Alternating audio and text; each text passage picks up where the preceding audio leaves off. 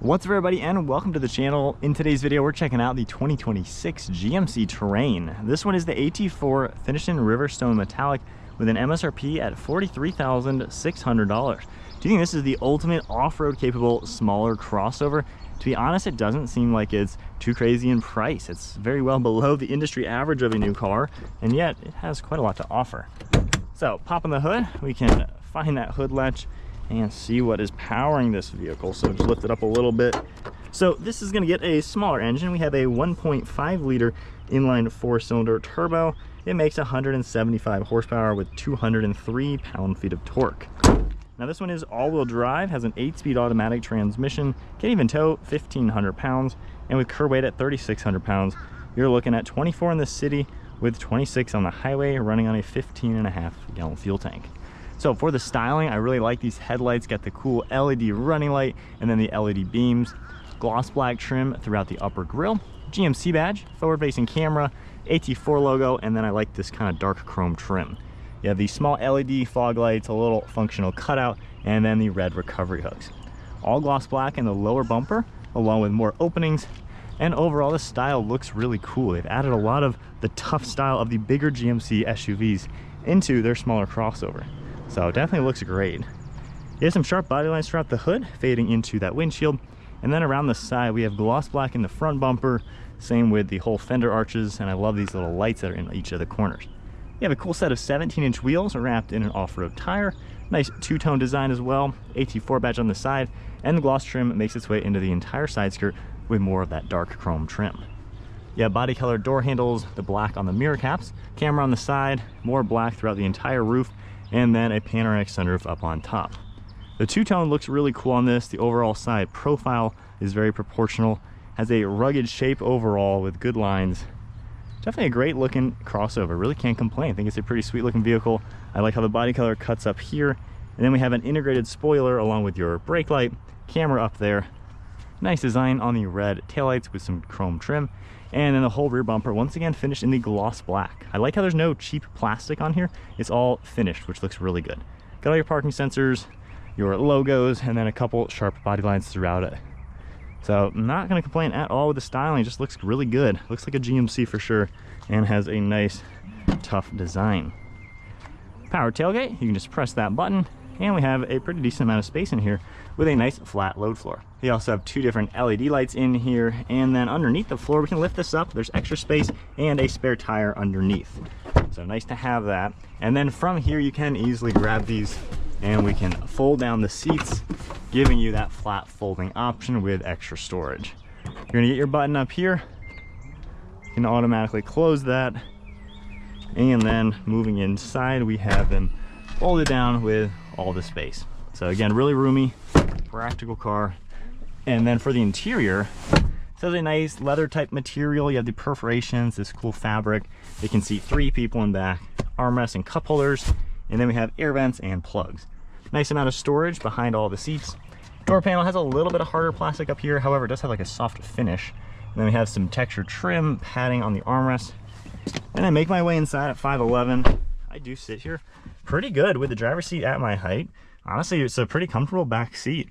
You don't have reclining seats or anything too fancy. Then the seat bases maybe are a little low for my taste, but an adult honestly really wouldn't have complaints here. Car seats and kids are going to fit great.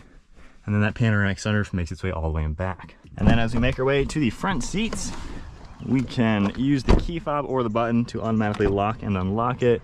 You're gonna get a little bit softer touch material up here, and then all the same color accents. Kind of has like a green hue to it. So it's actually a really unique interior, especially with this cool exterior.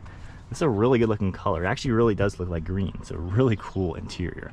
Got the AT4 badge, all the contrast stitching and piping, and then a nice black leather steering wheel. Now inside, foot on the brake, we can fire it up. You got your 2 massive screens that are gonna turn on.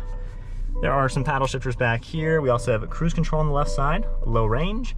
We have some audio controls as well, heated steering wheel, and then we can cycle through the center gauge cluster, full screen nav. You can see the cruise control as well as back to the center screen. You have your drive select over here, turn signal stock with windshield wipers over on the left, and then down below we have your drive modes you can toggle, and it will come up with everything. Of course, you have a terrain mode for the terrain, and then we can just continue cycling through. electronic park and brake. You can toggle between all-wheel drive and front-wheel drive, interior lighting, one of your air vents, and then some soft touch up on the dash. I like this little bezel too, kind of fits the interior well with the air vents and the gauge cluster. We have more of this nice colored texture, a large glove box on the side, and then the massive screen that we have seen in plenty of other GM vehicles. One thing I love, so we have all this touch screen icons down here for climate, but they all are coordinated with a toggle, so you don't have to always do touch screen, which is annoying for climate controls. So I think that is a really good touch where you can just easily click it. You have some nice tactile feedback on the volume control, all sorts of different apps. You can even view climate in a nice depiction. A couple more things that are going to pop up. Home screen, you can kind of mix and match, and then we have, of course, audio, full screen nav. Going into reverse, we have that backup camera, top down view. You can even toggle a front view, top down for the front and back, as well as a close-up of all the wheels. Park button, back into park. There's gonna be extra storage in the center with your plugs, cup holders, wireless phone charging, storage all underneath, and then a nice glove box right in the center. One last look at the interior. Once again, for the price, I feel like it's pretty well appointed. That massive panoramic roof, sunglass holder, all the glass controls, and then we have the smart rear view mirror with the digital camera. All right, so setting off in the GMC Terrain AT4. So we have some offer capabilities. So you can toggle this and go into two-wheel drive, which will be front-wheel drive. Toggling this again, it goes into the all-wheel drive mode. And then of course, with all the cameras, nice to see, you know, maybe you're going on a camping trip or something. This is gonna be very capable for that type of off pavement, just the trails, gravel roads, things like that. Obviously, this isn't a hardcore off-roader, but it's going to be able to do quite a lot off pavement.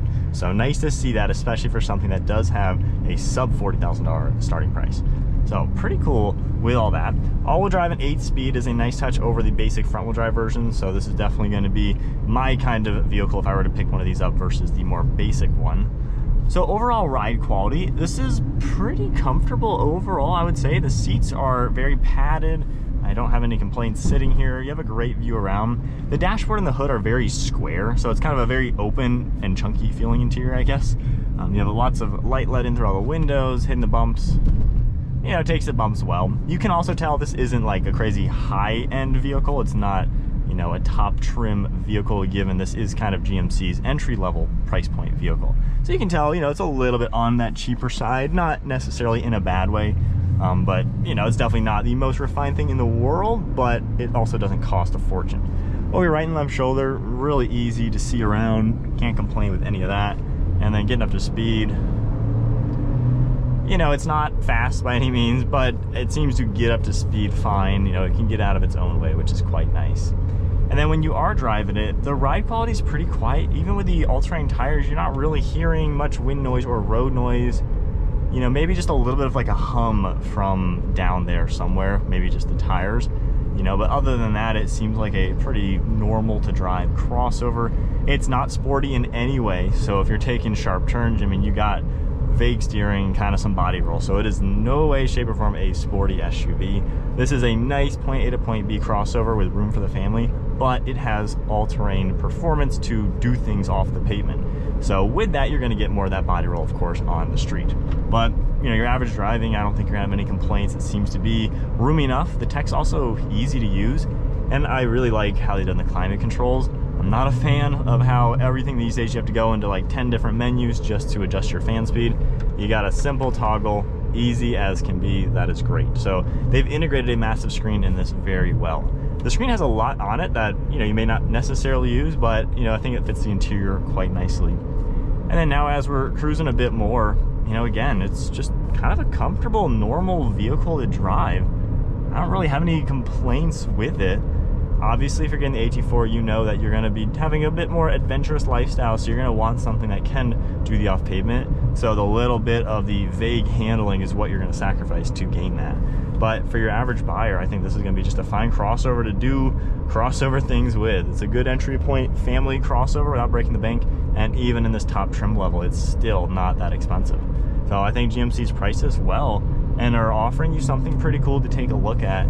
Probably one of the most rugged, smaller crossovers out there. You know, there's not too much necessarily in this category. A Bronco Sport, maybe the Nissan Rogue, Rock Creek, or maybe, I don't know, there's not too much in this.